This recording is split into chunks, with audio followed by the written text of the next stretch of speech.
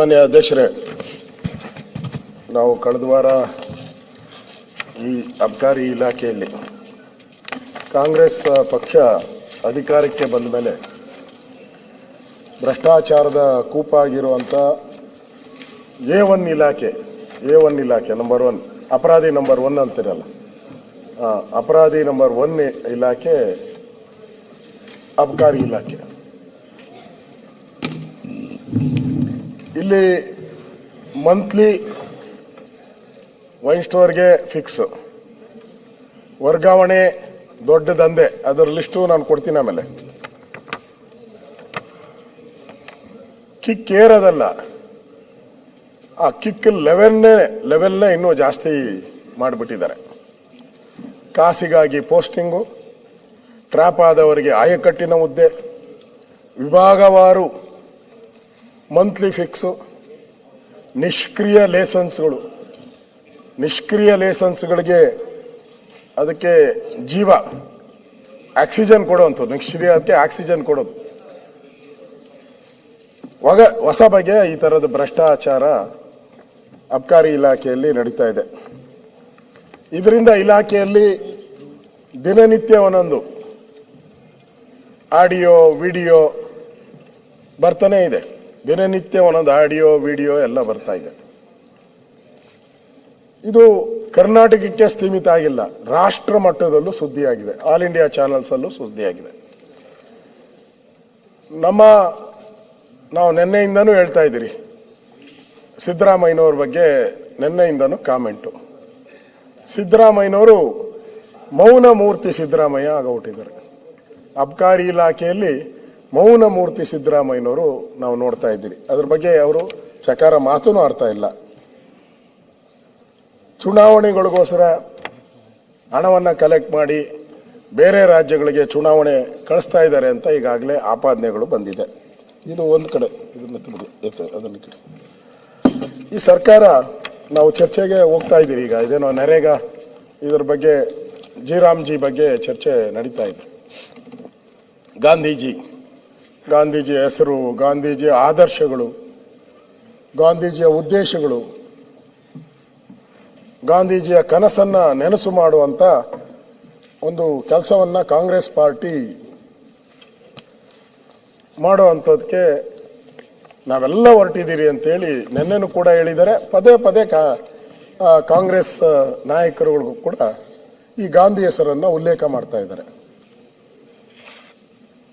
ಇಡೀ ಸರ್ಕಾರ ಒಂದ್ ಕಡೆ ಗಾಂಧಿ ಹೆಸರನ್ನ ಹೇಳ್ತಾ ಇದ್ದೀರಾ, ಗಾಂಧಿ, ಮಹಾತ್ಮ ಗಾಂಧೀಜಿ, ಗಾಂಧಿ ಅಂತ.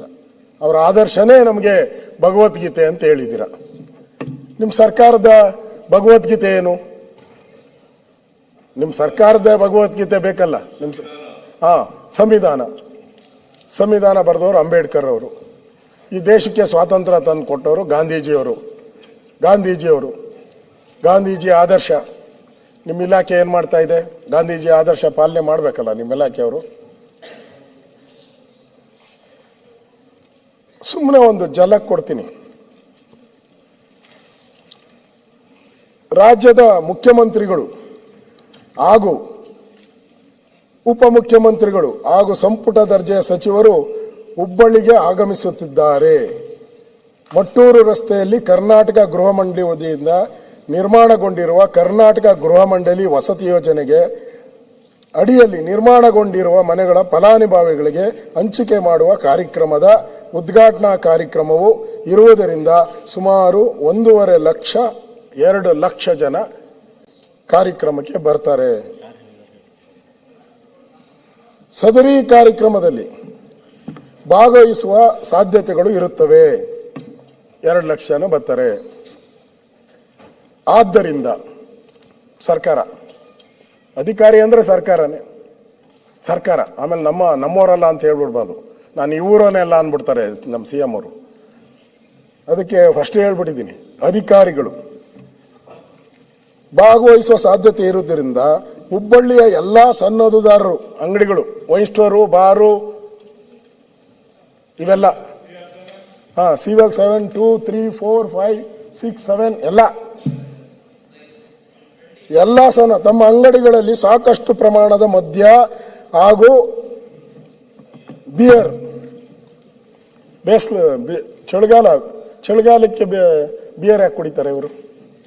ಅದು ಬಿಯರು KSTCL ಡಿಪೋದಿಂದ ಪಡೆದು ಸರ್ಕಾರದ ಉದ್ದೇಶ ಹೆಚ್ಚಿನ ವ್ಯಾಪಾರವನ್ನು ಮಾಡಿ, ಹೆಚ್ಚಿನ ವ್ಯಾಪಾರವನ್ನು ಮಾಡುವ ಪ್ರಯೋಜನವನ್ನು ಪಡೆದುಕೊಳ್ಳಲು ಈ ಮೂಲಕ ಎಲ್ಲ ಸನ್ನದ್ಧದಾರರಿಗೆ ಸೂಚಿಸಲಾಗಿದೆ.